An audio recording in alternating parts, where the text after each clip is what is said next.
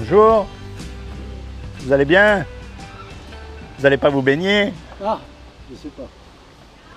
J'hésite. Ah, pourquoi il y a trop d'enfants? Vous êtes un grand enfant? Oui. Oui. Eh oui, ça doit faire du bien, hein? Vous avez pas de piscine chez vous? Non. Non. Là, il y a une source à côté, ça suffit. Ah, elle est où la source? Bah, au-dessus de chez vous, non? Non? C'est vous? Ah non, je confonds peut-être. Vous habitez pas sur la route, le chemin du... Pas le chemin du Malmont, de la voie romaine? Non. Ah bon, je confonds. Ah bah je vous confonds avec une autre personne, vous voyez. Eh ben c'est pas moi. Ah oui, Non. ça alors. Ah, ah. Mais il y a des gens qui se ressemblent, hein? Oui, oui, ah bah c'est... Ouais, ouais. Surtout avec s'il doit avoir des lunettes et un chapeau comme moi. Ah bah au début que je vous ai vu arriver, je pensais à une personne que hier soir qui était au bas de ma porte, qui cognait la porte, Ah, et personne lui ouvrait. Il était arrivé avec un tabouret, et je ne sais pas ce qu'il voulait. Ah Il bon? voulait rencontrer quelqu'un, mais il n'y avait personne qui habitait au-dessus. Donc, ben il a dû repartir. voilà, mais toute la nuit, ça a duré une bonne partie de la nuit. Ah bon, quand même? Oui. Ah. Je me suis dit, après, j'aurais peut-être dû ouvrir les volets et lui parler en disant qu'il n'y a personne de revenir, mais je ne savais pas trop ce qu'il fallait faire. Bon, c'est pas grave. Ouais. Bon, en tout cas, il y a de l'eau, là, vous pouvez vous baigner, hein? C'est Ah, tentant, hein? Oui, non, mais oui, non. Les voies du Seigneur sont impénétrables, comme on dit. Ah. Vous êtes en démarche. Je me promène. Voilà. Vous connaissez le Seigneur? Vous m'en avez déjà parlé. Oui, alors vous avez creusé un petit peu, vous avez... Je n'ai pas rencontré, non. Ah ben il y a un temps pour ça, hein. Il suffit pas d'aller frapper, quoi qu'il a dit, frapper à la porte et je vous ouvrirai, mais Voilà. il suffit pas de... C'est pas magique, je veux dire, non. C'est une révélation qui nous est donnée ou qui ne nous est pas donnée. Enfin, j'aborderai pas le sujet. Pourquoi? C'est intéressant. Ah, non. On parle de tellement d'âneries aujourd'hui. Ah, Tellement de là, j'étais bêtises. avec une dame, là, elle a rangé tout ce qui est mauvais dans les tiroirs, ne voyant que le bon. C'est bien. Ah bon? Ouais. Oui, mais c'est un peu se mentir à soi-même. Ah ben, disons que en prenant de l'âge, on a envie de vivre paisiblement. Eh oui, mais malheureusement, on a souvent des valises avec nous, qu'on ne peut pas juste effacer comme ça. Et c'est là où justement j'interviens. Parce que le seul, c'est pour ça que je passe et que j'annonce aux gens que justement la valise qu'ils ont et qui trimballent depuis des années, ils peuvent très bien la lâcher dans les mains de Dieu. Dieu ne demande que ça, à prendre nos valises. Et les gens n'en veulent pas. C'est fou. C'est ça qui est terrible. C'est qu'on a un Dieu qui nous aime. On a un Dieu qui a fait une création extraordinaire. Attendez, allez faire des papillons. Dans le détail, des fourmis, un soleil, des galaxies. C'est un Dieu merveilleux qui nous propose de prendre nos valises, de les mettre à la croix et d'avoir une nouvelle naissance. Et nous, on ne la veut pas. On n'en veut pas parce que ça nous paraît dépassé, vieux jeu. On n'en veut pas. On n'en veut pas de sa grâce. Et pourtant, on ne mérite pas du tout, rien. Et cette grâce qu'il nous donne, c'est un cadeau inespéré. Et c'est grâce à cette grâce qu'on va pouvoir continuer à vivre, même au-delà de la mort. C'est une espérance extraordinaire. Vous vous rendez compte que là-haut, il n'y a même pas de pellicule. Comme on dit là-haut, c'est une image, mais bon. Ils viennent de redescendre sur Terre, les cosmonautes. Ouais, non, mais eux, c'est pas pareil. On ne sait pas où on va. On ne sait pas où est le troisième ciel. La Bible parle d'un troisième ciel. Il y a le ciel et un troisième ciel. Où vont nos âmes? Vous savez, c'est des questions tellement passionnantes. Et l'âme du papillon que vous me parliez, il va où? L'âme du papillon, elle va rejoindre certainement sa destinée aussi. Pourquoi pas? Vous savez qu'il y a des... Les fourmis le mangeront. Moi, je suis persuadé qu'il y a des animaux au paradis, comme on dit. Puisqu'il y a des chevaux ailés. Eh oui, non, mais ça nous fait rire, parce qu'on est très terre à terre. Mais regardez par exemple les sentiments. Est-ce que vous arrivez à définir un sentiment? Est-ce que vous arrivez à le voir, à l'attraper, à le mettre dans une boîte, dans une enveloppe? Non, c'est des choses qui existent pourtant. Les sentiments existent. L'amour existe, on n'arrive pas à le définir, vraiment à le mettre, à le cadrer. On ne sait pas pourquoi on est amoureux d'une personne et pas d'une autre. Vous voyez, il y a des tas de choses comme ça qui sont passionnantes dans le monde dans lequel on vit. Ah bah ça, Jean, je veux bien croire. Il y a ce qu'on voit. On vit un cauchemar, c'est autre chose. Ah ça, et ça pourrait être encore pire. Ah bah... Et d'ailleurs, c'est pas dit que ce soit pas pire un jour.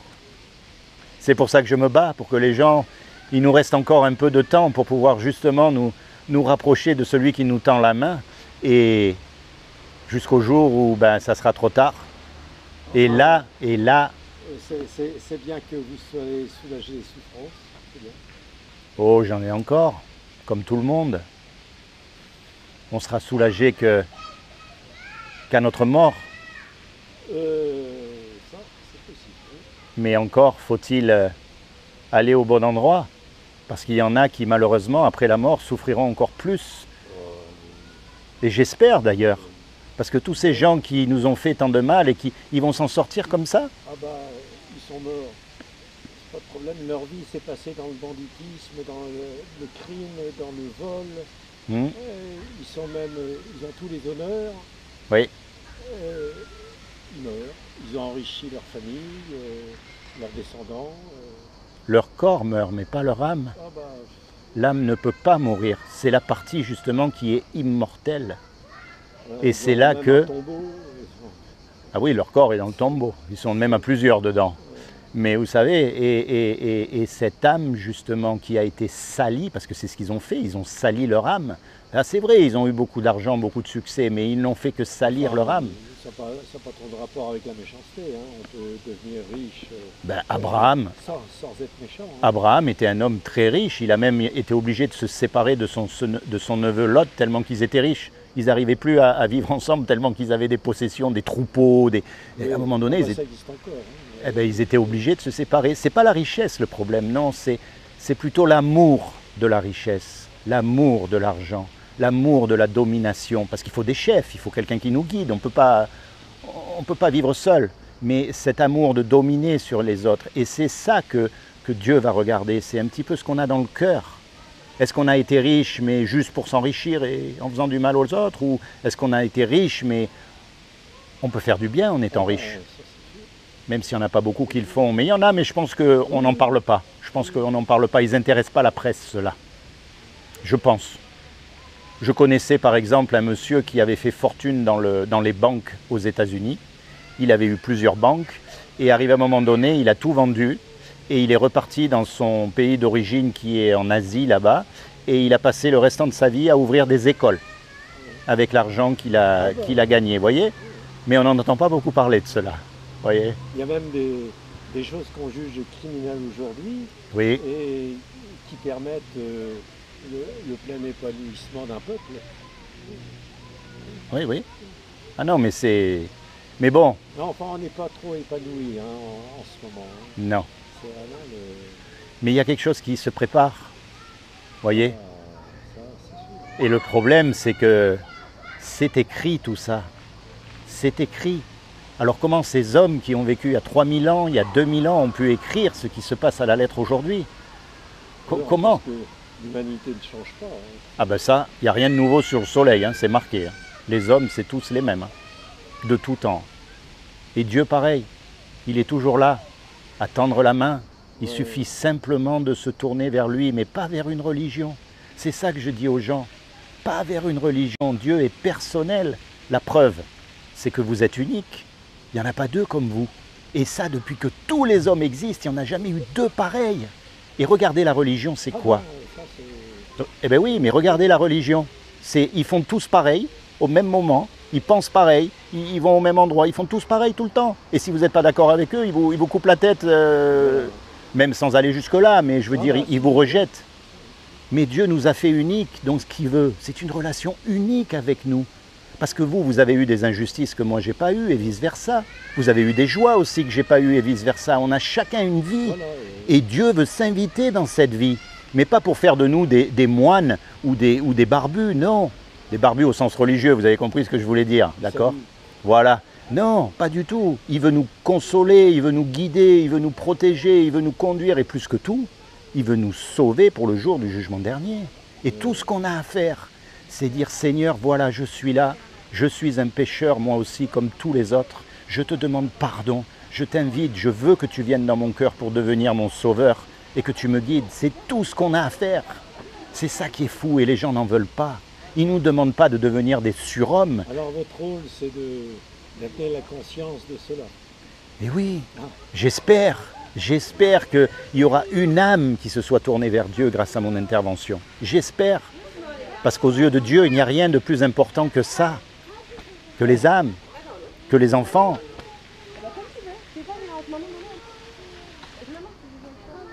Pourquoi tu t'es déshabillée, mais... Qu'est-ce que ça fait, Loulet? Qu'est-ce que tu fais? Vous voyez ce que je veux dire? Regardez, les gens vivent, ils ne savent pas ce qui leur attend. Regardez cette maladie. Ça nous est tombé dessus comme ça du jour au lendemain. Et encore, on s'en sort bien. Et encore, on s'en sort bien. Ça pourrait être autre chose qui nous tombe sur la tête du jour au lendemain. On contrôle rien. Rien. Et un jour, le souffle de vie va partir. Et c'est là que tout va commencer. C'est là que tout va commencer. Cette vie n'est que superficielle, ce qu'on voit aujourd'hui. Ça s'arrête, quelle que soit la galère où on est. La véritable vie, elle commence à la mort. Vous connaissez Samuel Wells, le docteur Samuel Wells. En 1880, enfin quelque chose vers là, bien avant Pasteur, il y a un docteur qui a découvert qu'il fallait se laver les mains. Oui, mais à cette époque-là, si vous voulez, il avait des étudiants qui travaillaient dans 2 hôpitaux. Sur l'hygiène de vie. Voilà. Et dans un hôpital, avant d'aller faire les accouchements, il travaillait sur des cadavres. Et dans l'hôpital, il ne travaillait pas sur ces cadavres-là. Et il y avait un taux de mortalité extraordinaire. Alors il a commencé à réfléchir, et puis ce qu'il a fait, il a inversé les élèves. Et il s'est rendu compte que ceux où il y avait beaucoup de mortalité, quand ils se retrouvaient dans l'autre hôpital, ils n'avaient plus aucune mortalité. Et il a réfléchi, et puis il a dit, mais il doit y avoir quelque chose sur les mains que l'on trimballe, des petites bêtes, des microbes. Et il a commencé à imposer le lavage des mains. Et il a constaté qu'il n'y avait plus de mortalité, même après avoir fait après avoir travaillé sur des cadavres. L'éducation qu'on a eue par nos parents, on se lave les mains avant de manger. Ah ben, mais maintenant c'est une évidence. Mais à son époque... Non, c'est pas une évidence. Quand je vois les gens tripoter et puis manger des pizzas, je me dis... Eh ben, vous savez qu'à son époque, personne n'a voulu le croire. Il a même fini dans un hôpital psychiatrique et il en est mort. C'est que quelques années plus tard que Pasteur lui a rendu hommage et l'a, comme on dit, réhabilité. Mais bon, il était mort, hein. Il a dit oui, il avait raison, effectivement, les microbes se déposent sur les mains. Et aujourd'hui, et le rapport avec moi, c'est que je me bats pour dire aux gens, je me bats pour dire aux gens, mais tournez-vous vers Dieu parce qu'il n'y a rien de plus important que après la mort. Alors on me prend pour un fou, mais je vais vous dire, il y a 2 solutions. Soit ce que je dis, c'est des bêtises et on rigole bien, soit c'est la vérité. Et là, on risque de perdre gros si c'est vrai. Oui, enfin bon. Et oui. Donnant. Voyez?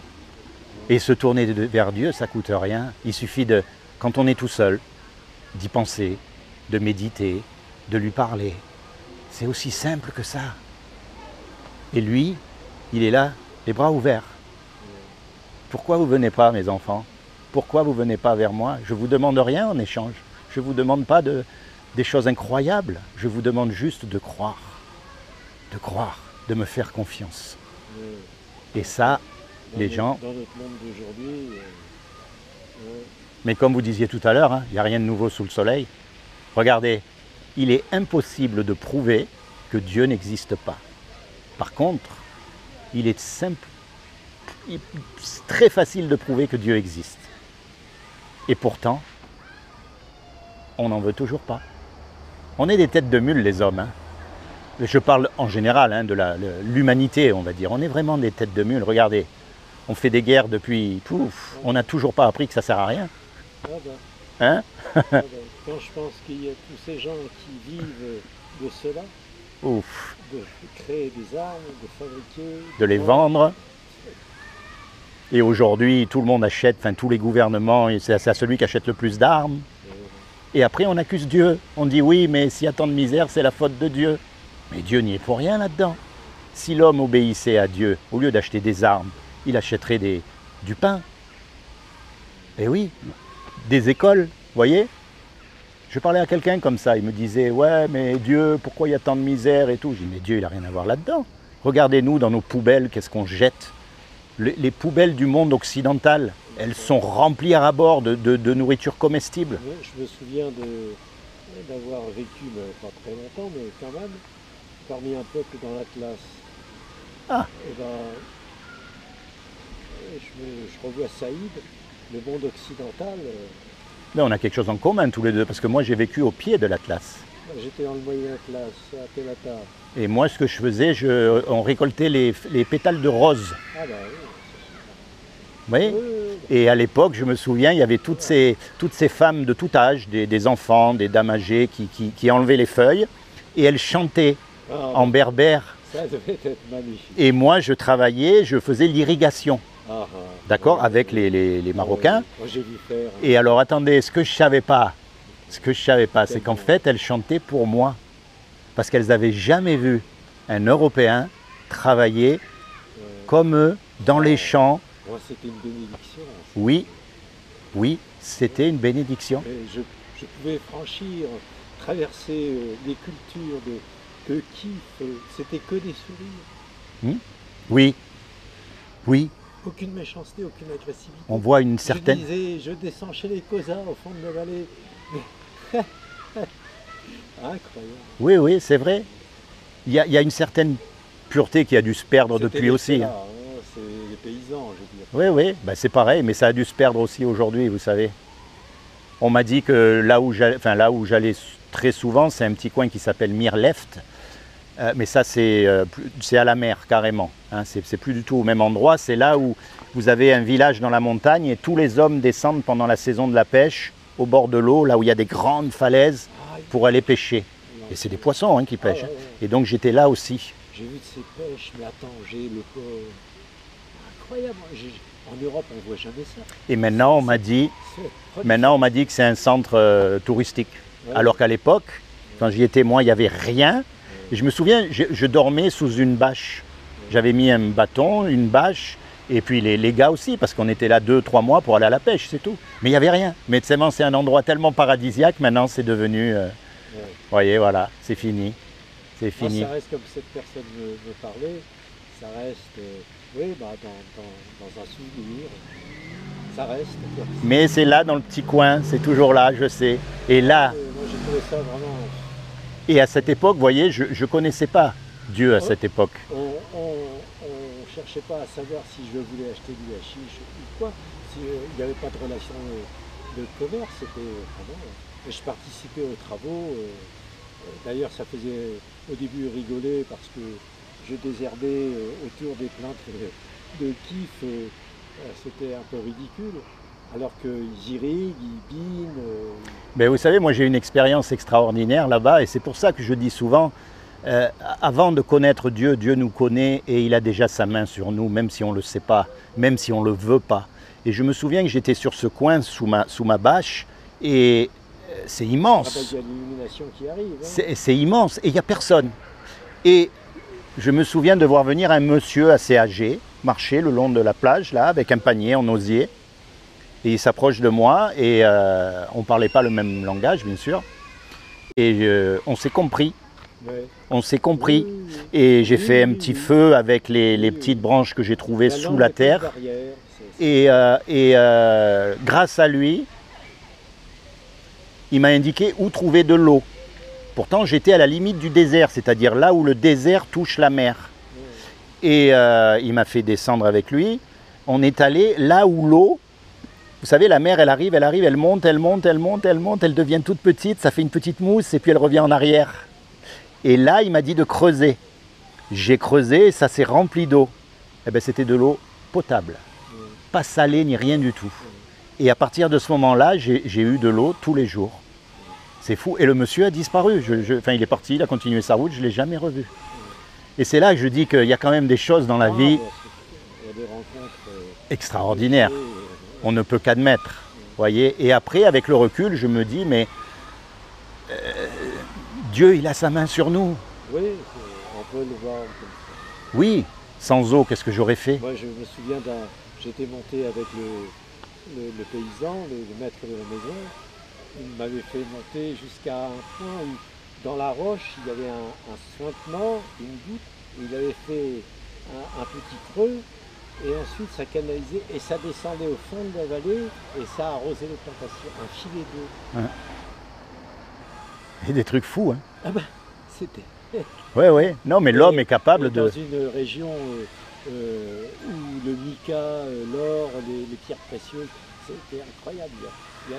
Il pensait que j'étais un spéléo au début, mais non. Et de voir ce milieu-là, vraiment, ça m'a... C'est un monde extraordinaire. Et aujourd'hui... Par contre, après, j'ai poursuivi mon chemin, et je suis arrivé dans un cirque, dans la montagne, où j'avais rencontré d'abord un gars qui arrivait avec un chameau et ses enfants, c'était une promenade qu'il faisait, et je voyais une mine déconfite, et vraiment, et j'ai continué mon chemin, et je suis arrivé à un immense dépotoir. Ça prenait vraiment tout le cirque, vraiment un amoncellement de détritus, des Européens qui venaient bazarder leurs saloperies. Un monde du phoque. Eh oui. Vraiment, l'autre vallée en bas qui recevait cette eau était polluée. On pourrit, on pourrit toute la création. Et d'ailleurs, c'est une belle image un peu qui nous représente aussi, parce qu'en nous, on a ces déchets, on a ce dépotoir en nous, chacun de nous. Et Dieu, justement, veut l'enlever de notre cœur. C'est ce qu'on appelle le péché. Scandaleux. Et voyez, la personne que j'ai eue sur cet animal, il était vraiment choqué d'avoir été avec ses enfants sur une promenade touristique qui lui faisait passer devant cette horreur. Vraiment, c'était... Et voilà, donc... Je travaille partout sur l'écologie, mais j'ai eu du travail, par contre, je me suis trouvé à un moment donné, en montagne, dans l'Atlas, dans un nuage de coccinelles. C'était des myriades de coccinelles incroyables qui faisaient leur exode et qui... C'est génial, ça. Ah, c'était... Non, mais c'est super. C'est pour ça, vous savez, l'écologie, c'est vrai, c'est bien tout ça, mais tant que l'homme ne se tournera pas vers son créateur, il y aura des problèmes. Oui, enfin, bon, l'écologie, ça a un sens où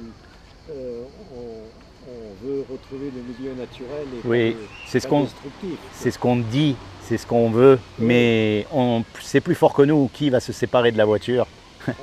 Ah ben oui, non mais voilà, déjà là c'est un point de départ. Vous voyez, qui est prêt à faire des sacrifices? Je pense que sur le sujet de la carriole à moteur, c'est pas croyable.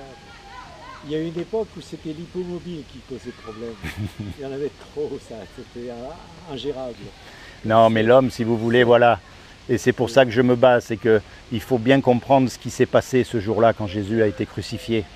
En fait, c'est le seul qui n'a jamais commis de péché. Et donc son sacrifice, il a été accepté pour nous. Et en fait, il est mort à votre place et à ma place et à la place de l'humanité.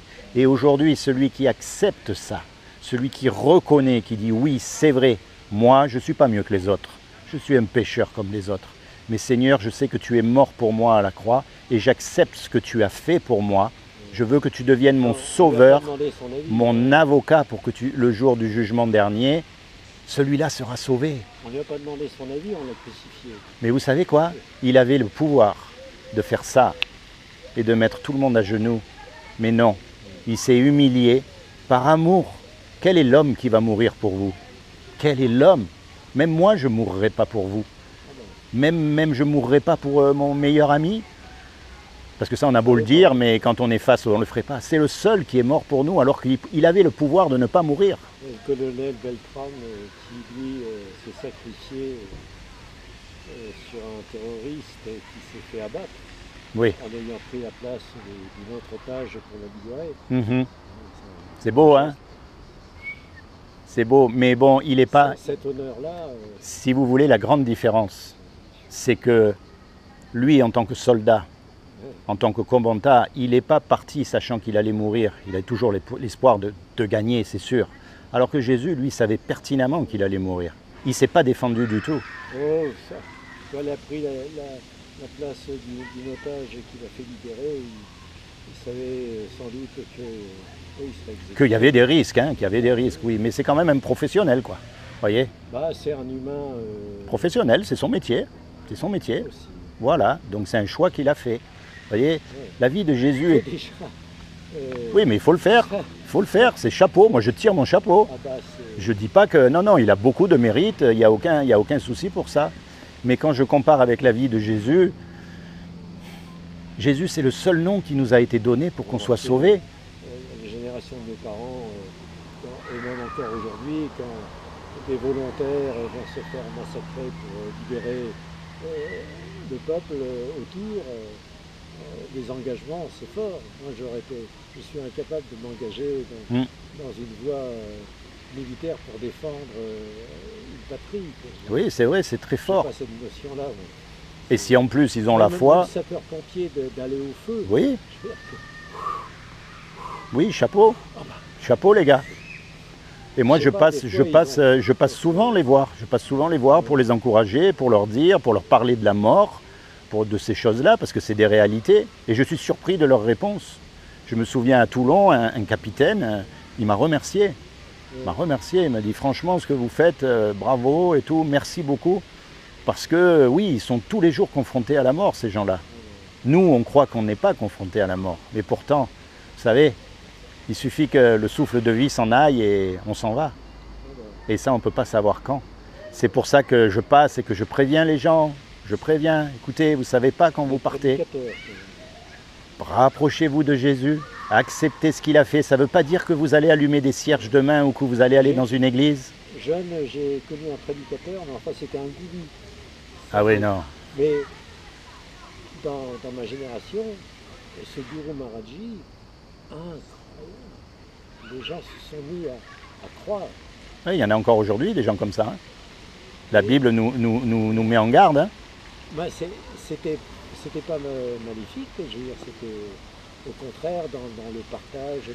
Mais c'est ça le danger, c'est que ce qu'ils disent, bien souvent, ce ne sont pas des choses, comme vous dites, maléfiques, pas du tout. Et c'est pour ça que tout le monde plonge dedans. C'est sûr, s'ils venaient en vous disant des trucs tordus, personne ne les suivrait. C'est là où il est le vice, voyez. Et Enfin, incroyable l'impact qu'il a pu avoir sur une jeunesse. oui, Comme quoi on a besoin de croire. qui ne croit pas? Tout le monde croit en quelque chose, même les athées croient. Parce que pour croire que rien a pu tout créer, il faut avoir beaucoup plus de foi que pour croire que quelqu'un ou quelque chose a créé. C'est tellement simple. Mais vous savez, souvent, on me demande, mais pourquoi la Bible? Alors qu'il y a des tas de livres qui sont très intéressants, qui disent des tas de bonnes choses. Ouais. Pourquoi la Bible? Ils disent tous la même chose. Ben, vous savez, la Bible, en fait, ce qui différencie la Bible de tous ces Que ce livres, soit le Coran ou autre, les propos sont pacifiques. Quoi, la grande différence, c'est que d'abord la Bible, c'est un livre historique, déjà. Mais de deux, c'est que c'est le seul livre qui contient des prophéties accomplies. Je dis bien accomplies. Et il n'y en a pas une ou deux, c'est par centaines. Et aujourd'hui, alors c'est drôle parce qu'aujourd'hui, on a pratiquement toutes les preuves et plus personne ne croit. Alors qu'il y a 200 ans, on n'avait pas les preuves et tout le monde croyait. C'est fou hein, quand même, enfin tout le monde, la grande majorité.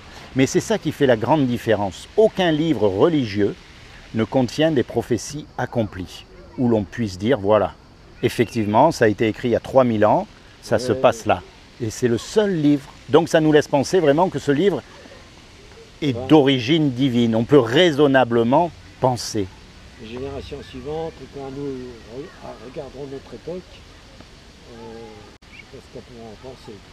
Mais je crois qu'on arrive non pas au bout de la fin du monde, mais au bout d'une époque. Je crois qu'on arrive au bout d'une époque. Du moins, c'est ce que la Bible nous met en garde. La Bible nous prévient qu'il va arriver un moment où la véritable Église, hein, je parle, c'est-à-dire les croyants, pas un bâtiment, pas une religion, ceux qui ont vraiment accepté ce que Jésus a fait, ils vont être enlevés de cette terre. Et à partir de ce moment-là, il va y avoir cataclysme sur cataclysme et sur cataclysme. J'ai des notions De l'Apocalypse? un peu différentes parce que c'est d'ailleurs sur la façade de la maison des jeunes et des sports, il y a une humanité nouvelle, un vaisseau qui arrive dans une galaxie. C'est très aérien, c'est tout en métal d'ailleurs, c'est vraiment un travail géant, vraiment une conception d'une humanité nouvelle. Ah. Ben, Ailleurs. la Bible parle de Jésus qui va venir sur un cheval. C'est un peu une image, hein, Ouais. ça va venir d'ailleurs C'est totalement aérien. Hein. et qui va venir régner sur terre pendant 1000 ans. Je connais l'aéronautique pour l'avoir pratiqué et vraiment le moindre détail, ça plane. Ça vole, ça prend le vent. C'est le cas de le dire, ça plane. Ah non, incroyable. Le gars qui a fait ça, c'est en 68 que s'est faite cette fresque. Ah. Elle est prophétique. En tout cas, moi, je vous encourage de tout mon cœur à vous rapprocher de Jésus, pas d'une religion. Jésus est un homme qui est vivant aujourd'hui et vous pouvez lui parler, vous pouvez avoir accès. Mais vous savez, dites-lui, ça me fait bien rire, moi, tout ce qu'on me raconte. C'est ça qu'il veut, c'est qu'on lui parle. Et vous savez, les plus... On se parle à soi-même. Non, vous lui parlez, il entend. Il est vivant. Il a été ressuscité 3 jours après. Et personne n'a remis en question sa résurrection. C'est ça qui est fou, même ses ennemis. C'est ça qui est dingue.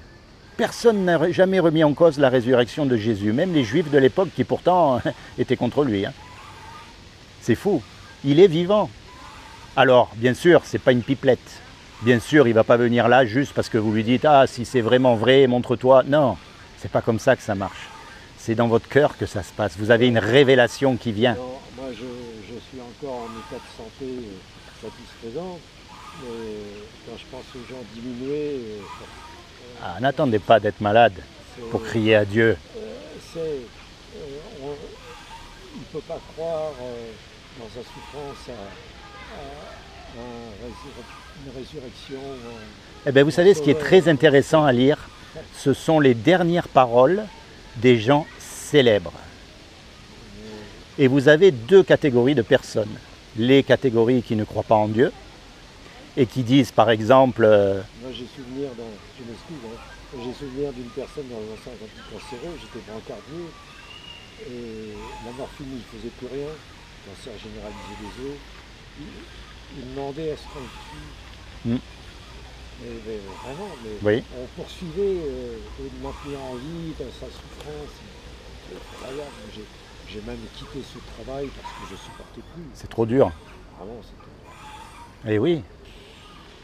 Alors que l'on connaît des plantes, un lait végétal, la laitue des olives communément appelée, mieux que la morphine, sans l'accoutumance, un antidouleur. Et on n'utilisait pas ça. Ah, mais ça, c'est un autre sujet. Eh oui, ça c'est l'argent. Je sais pas, mais c'est vraiment... C'est l'argent. Et j'avais changé de service parce que vraiment, je vais travailler aux archives.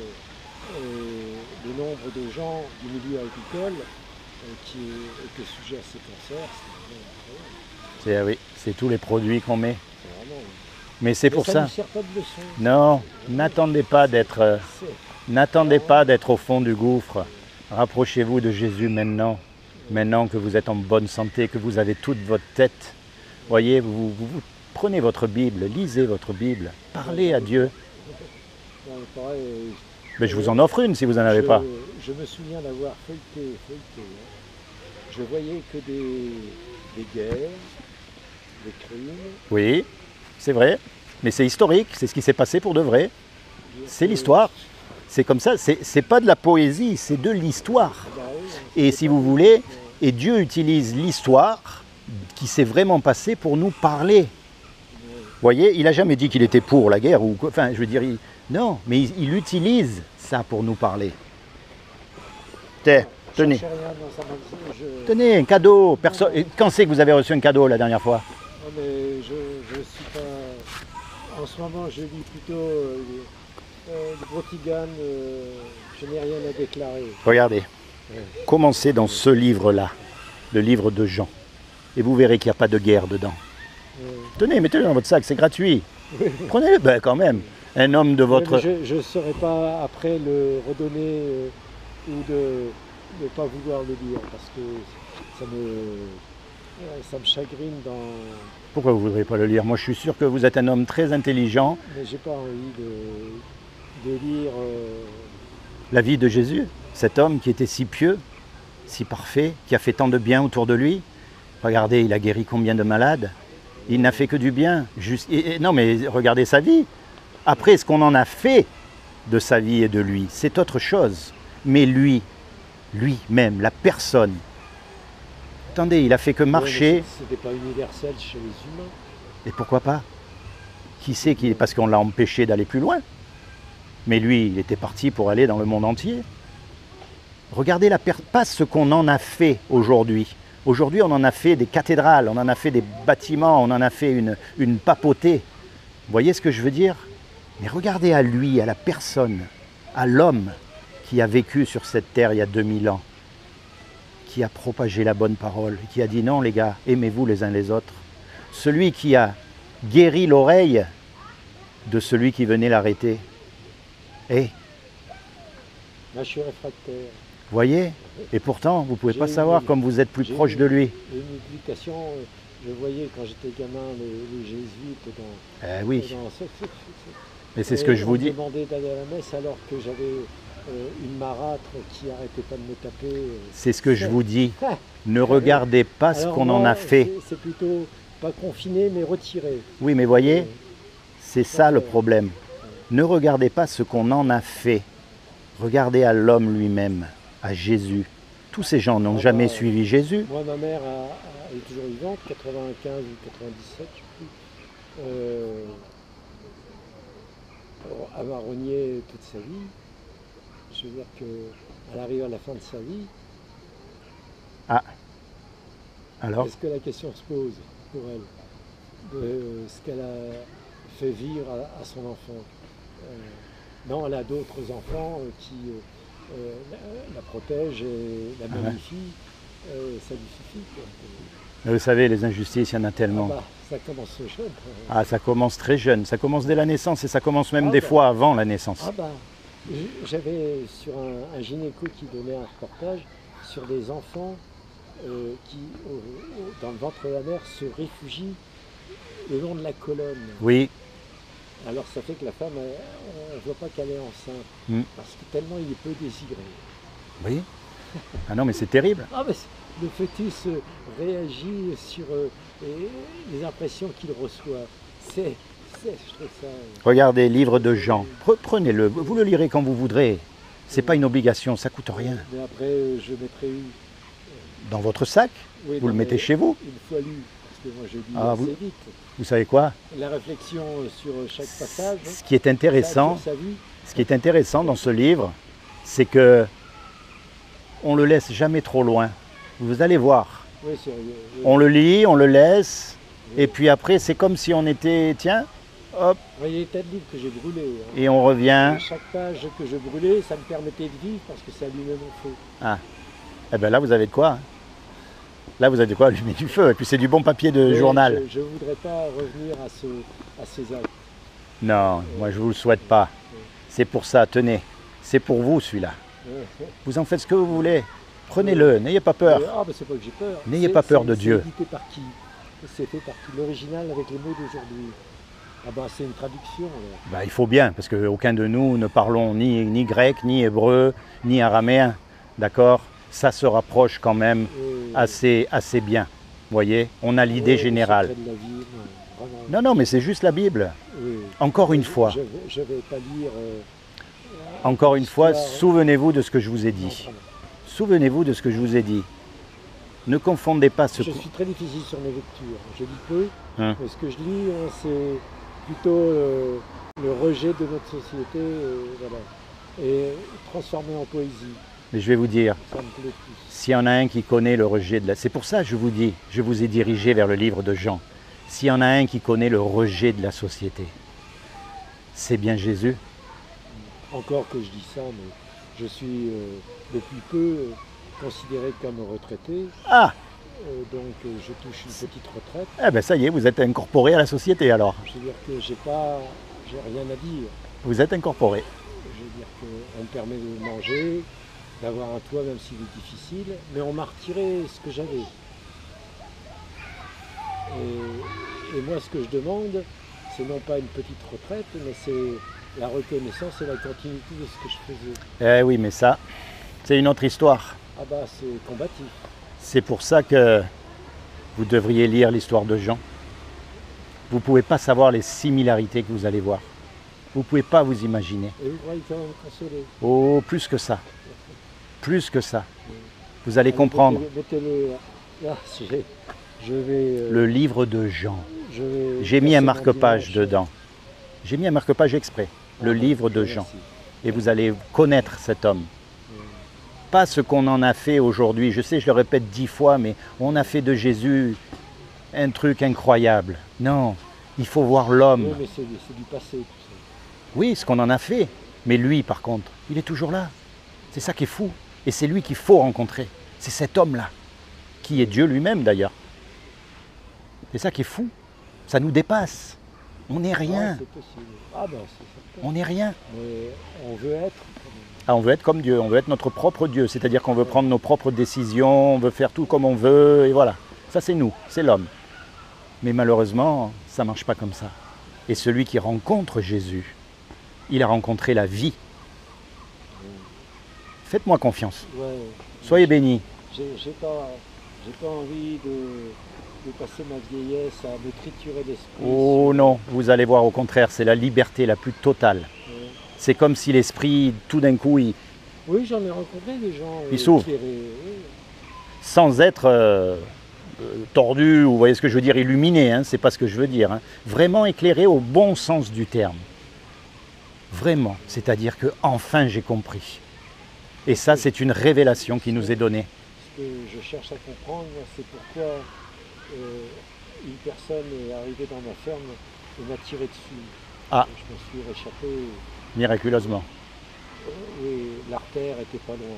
C'était pas votre heure. Je sais qu'on dit ça trop Et- facilement, mais Et le fait qu'il s'appelait Sacco, de Sacco Vanzetti, c'était son grand-père. Sacco. Et il venait pour me finir. Et j'ai demandé grâce, il m'a gracié. Et là, j'ai pas ce moment-là. Et ensuite, j'avais l'impression de dominer son esprit parce qu'il m'a embarqué dans la voiture et j'ai demandé aux urgences. Et il m'a dirigé sur les urgences, mais avant d'arriver en ville, il m'a éjecté de la voiture. Mais j'ai réussi à contrôler son esprit pour que je vive. C'était un moment. ouais, ça a dû être fort. Hein. Mais encore une fois, vous savez, quand c'est pas notre heure, c'est pas notre heure. Et Dieu a un plan pour vous. Mais du coup, Vous savez pourquoi?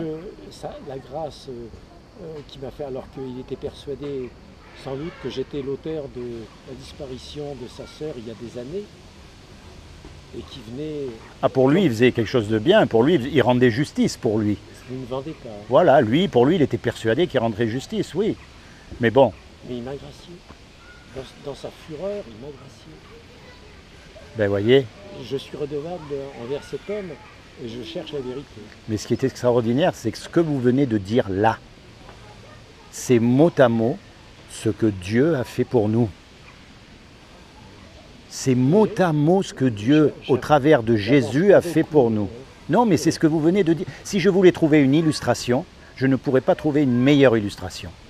C'est ce que Dieu, comme vous avez dit, a envoyé Jésus pour nous gracier. L'ermite du Rocher, j'en discutais avec lui parce qu'il connaissait ses faits de disparition.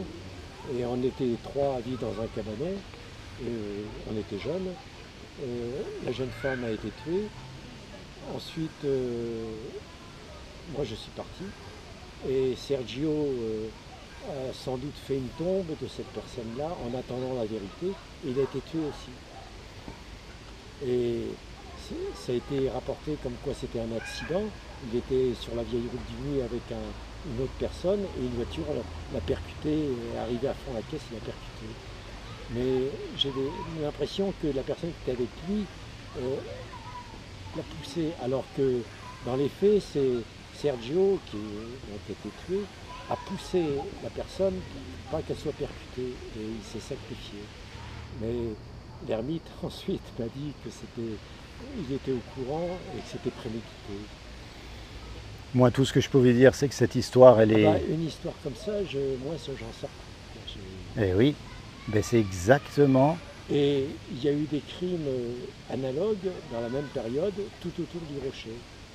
Mm. Et on ne sait pas qui.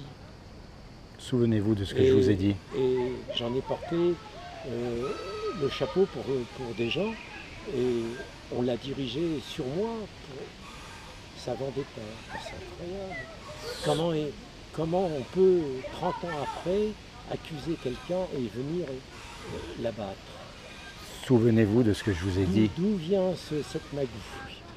C'est vraiment... Dieu se souvient de chaque action qu'on a faite. Voilà. Quand j'en parle, parce que j'en parle beaucoup, ça me traumatise vraiment, c'est un truc. Et les gens me disent, bah, laissez tomber. Non, on ne peut pas laisser tomber. Les gens sont rigolos des fois. Hein. Ils n'arrivent pas à se mettre à la place des autres. Je porte même une jupe parce que je ne supporte pas le froissement du vêtement sur la peau. J'ai eu une blessure vraiment très grave. J'ai eu un trou d'entrée, un trou de sortie et multiples trous. C'est vraiment un truc, quand je suis sorti, c'est vraiment... Et je me dis, si je suis encore là, c'est donc qu'il faut que je cherche. Vous avez tout trouvé. Et si je vous rencontre pour la deuxième fois, Oui, mais je ne trouve pas. c'est quand même pas rien. Je ne trouve pas. Mais voyez, peut-être que je suis là simplement pour vous mettre face à une porte. C'est à vous à l'ouvrir, la porte. C'est tout. Moi, vous savez, je n'impose rien. Mais enfin, c'est arrivé après le pays où j'étais, dans l'Allier, chacun, les chasseurs arrivaient dans ma ferme, me tiraient. C'était vraiment, on me mettait dans un climat de terreur, mais vraiment incroyable. On me dépossédait, on me spoliait, on me volait, mais incroyable. Vous savez, c'est ce qu'ils ont fait à Jésus. Oui, mais moi je ne suis pas autre, je suis moi. C'est pour ça que s'il y en a un qui peut vous comprendre, c'est pas moi, c'est lui. Non, moi, confiez-vous à Jésus. Ce que vous venez de me dire là, ce que vous venez de me dire. Il y a un coupable. Mais il n'y a pas de justice ici, vous le savez bien, sur terre. Ah bah, il doit y avoir. On ne peut pas laisser des crimes impunis. Malheureusement, vous savez aussi bien que moi qu'on laisse tous les jours des crimes impunis. Et c'est pour ça qu'il y aura un jugement dernier, parce que ce jour-là, personne ne pourra y échapper. Mais en attendant, tout ce que vous avez sur le cœur, tout ce que vous me dites là, dites-le à Jésus. Non, mais de toute façon... Si, il doit, à force de mon esprit travaillant, oh si là. quelqu'un peut entendre... oui, Jésus entend. Jésus entend, il faut y croire. Mais regardez, de toute façon, les gens ne vous prendront pas plus fou que ce qu'ils vous prennent maintenant, on est d'accord. Non, mais faites ce que je vous dis, ça fait 2 fois en plus que je vous rencontre, c'est pas un accident. Il n'y a pas d'accident dans la vie. L'Avignon est petit. Oui, mais même, je vais partout, moi. Voyez, je suis simplement venu vous rappeler. Jésus, il est là, il vous tend les bras. Il est vivant, il est véritable, il est vrai. Alors moi, je suis vivant. Lui aussi. Lui aussi. Mais j'ai même mes enfants qui sont... Je suis même grand-père, que je ne vois plus. Et j'essaie de maintenir la communication par lettre, parce que j'ai pas de téléphone, j'ai pas internet. Et elles ont le doute, parce qu'elles savent mon histoire. Elles ont le doute de savoir si c'est pas un père criminel. Et c'est dur à porter aussi. Oui. Et moi je veux pas que ça se traduise de génération en génération et que ma petite fille soit en danger, comme mes enfants sont en danger, parce que les familles de cette personne disparue sont à la recherche et lâchent pas. Les Jimenez, toutes les familles gitans. Dieu nous a promis que si on se tourne vers lui, notre descendance serait bénie pour 1000 ans. Écoutez, c'est une promesse de Dieu. Dieu ne ment pas. Moi, j'ai la promesse de ce gars qui m'a tiré dessus. Si tu parles, tes enfants. C'était une menace. Mais dès que... Oh, c'était incroyable. Vous savez ce qu'il y a écrit aussi? Voiture, il y avait un tas de circulation sur un rond-point. J'essayais d'arrêter les voitures. J'étais vraiment plié. Vraiment, c'était fou. Et personne ne s'arrêtait. C'était incroyable. Il a fallu que je me foute au milieu devant 20 voitures pour qu'elle s'arrête. Alors on demandait de téléphoner aux pompiers, au SAMU. Il est écrit, ne craignez pas ceux qui ne peuvent tuer que le corps, mais craignez plutôt celui qui peut tuer et le corps et l'âme. Ben, c'est faux. Voyez, eux, ils ne peuvent tuer que le corps. Non, ils ont tué aussi mon âme. Mais l'âme, ils ne pourront pas tuer votre âme. Jamais. Elle est encore vivante, votre âme. Et elle ne mourra jamais. Une âme forcer. Si. Je ne sais pas ce que c'est, mais... C'est pas grave, faites confiance. Je vis peu et je vis mal. Écoutez, frappez à la porte de Jésus. Mais encore une fois, pas d'une religion, pas d'une église, pas d'un monastère. J'ai souvent vécu, non pas en communauté, mais plutôt en ermite. Et je voudrais bien finir ma vie non pas sur un rocher, mais sur un endroit où voilà, je décide de ma vie ou de ma fin de vie. La liberté, voilà. Mais la liberté, vous ne pouvez la trouver qu'en Jésus. Vous verrez, faites-moi confiance, ok? Allez, en attendant, soyez bénis. Que le Seigneur vraiment vous bénisse, qui vous accorde vraiment de vous éclairer, de vous accorder vraiment d'entrer dans votre destinée. M'éclairer, ce serait déjà l'ermite qui parle. Mais il est peut-être mort aujourd'hui, je ne sais pas. Il est dans maison de retraite. Comment ça se fait que quelqu'un qui a, lui, la foi, connaissant, ne parlant pas, et sachant qu'il y a... J'ai été le voir plusieurs fois. La dernière fois que je l'ai vu dans sa grotte, on était face à face. Et j'attendais, et il ne parlait pas. Le mutisme complet. On s'est quitté.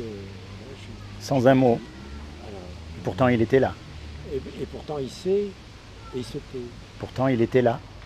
Parce que des fois, vous savez, c'est pas dans les paroles qu'on dit quelque chose. Oui, mais moi, ça me laisse très circonspect, parce que c'est lui qui m'a appris que Sergio avait été prévenu volontairement. Et donc, sachant cela, il devait continuer à me parler. Et dans ma recherche de cette tombe, il m'a dit que le tombeau avait été ouvert. Non, parce que vous... Le tombeau a été ouvert. Mais ça veut dire quoi? Ça veut dire qu'il y avait une tombe, il y avait cette jeune femme qui était ensevelie et que ça a été ouvert? Est-ce qu'il n'a pas eu plutôt un message autre? Parce que je vais vous dire, il y a un autre tombeau qui a été ouvert. La pierre a été roulée et Jésus, il est ressuscité. Mais cette femme n'avait pas ressuscité. Non, mais ce que j'essaye de vous dire... Moi, je ne suis pas pour les enterrements. Ce que j'essaye de vous dire, c'est que ce qui s'est passé à cette époque, et la façon dont il vous l'a décrit, pour moi, c'est d'une similarité extraordinaire avec l'histoire de la résurrection de Jésus. Le tombeau est ouvert. Et tout le monde était là et dit, mais comment le tombeau est ouvert? Imaginez-vous à l'époque. Comment le tombeau est ouvert? Qu'est-ce que ça veut dire? On ne comprend pas. Enfin, moi, j'ai pas compris. Est-ce que c'est pas plutôt, déjà à cette époque-là, un message que vous n'avez pas reçu? Parce que vous vouliez qu'il parle. Oui, c'est ce que vous vouliez, mais c'est souvent le problème qu'on a avec Dieu, c'est qu'on espère qu'il agisse comme on veut qu'il agisse. Une déposition en gendarmerie, reprise de l'enquête, retrouver cette tombe, ce corps, ce squelette. Je pense que Sergio l'a enseveli, il était un peu tailleur de pierre et maçon, dans la roche, dans un cabanon. Vous connaissez le rocher de Brune? Un petit peu, oui. Dans la chapelle de Notre-Dame de la Roquette, au Saint-Trou. Et à un moment donné, il y a un chenal dans la pierre, on appelle ça, je ne sais plus, c'est un terme, c'est un cul-de-sac, et on passe dans une crevasse dans la pierre, et il y a un cabanon de pierre en bout, qui date. Et l'intuition que j'en ai, c'est... En tout cas, ils n'ont jamais retrouvé son corps. Non. Et en tout cas, ils n'ont jamais retrouvé le corps de Jésus. Moi, je trouve quand même qu'il y a quand même des similarités extraordinaires avec cette histoire. Je ne sais pas si c'est similaire à d'autres histoires, mais oui. Que la mienne, elle suffit. Elle est unique. Elle est unique. Elle est embrouillée. Elle est unique et déjà à l'époque, vous voyez, l'ermite, il avait un message pour vous. Pensez à ce que je vous ai dit, mon ami, et soyez bénis. Ok?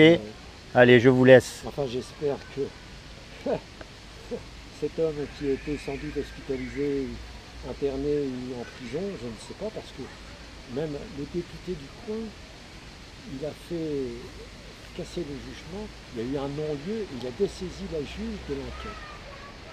Oui, après... On a fourni une arme à une personne. Il y avait même le voisin qui était témoin, qui lui n'a rien vu, rien entendu. Et il était là me voyant agonisant. C'est quoi cette histoire? Ah, il y a des histoires louches, hein. C'est vraiment incroyable. C'était le chef de cellule du parti. chef de cellule locale du Parti communiste français. Homme de main du député. Ça, moi, je connais pas ces gens-là. Bah, moi, j'aurais pas voulu les connaître, mais je les ai côtoyés de force. Et Incroyable. à un moment donné, j'étais dans un chemin, j'allais dans ma prairie voir mes moutons, et c'était distrait, et je vois une femme arriver que je connaissais, qui était la doctoresse du village, et qui promenait son chien et qui se dirigeait vers la ferme de ce voisin. Et ce voisin était là, on était en pleine nature, il la menaçait de mort si elle parlait. Et quelques jours après, elle était écrabouillée par 2 camions. J'ai fait un rapprochement quand même. Ah, oui. Oui, on peut raisonnablement faire un rapprochement, oui. Et c'était quoi qu'elle voulait parler? C'était sur les hormones de croissance et leur utilisation sur l'humain. Et sur les bêtes, mais surtout sur l'humain, et le trafic qu'il y avait de cela. Elle était une... Et vous êtes encore là? Ouais, ah oui. C'est pas pour rien. Un dernier témoin, comme on dit. C'est pas pour rien. Je suis tellement petit que je ne vois pas en quoi je peux faire bouger les choses, parce que ces gens-là, il faut les arrêter. Le livre de Jean. La chimie à ce point. Et vous allez rencontrer Jésus. D'accord? Allez, soyez bénis, mon ami. Moi, je vais essayer de rencontrer... Ouais, moi aussi. J'ai fait deux bonnes rencontres ce matin, vous et une autre personne. Eh ben voilà. Très bien. Et cet après, j'espère pour vous que vous allez rencontrer la 3e, celle qui vaut vraiment la peine. Vous allez voir, faites-moi confiance. Soyez bénis. À plus tard.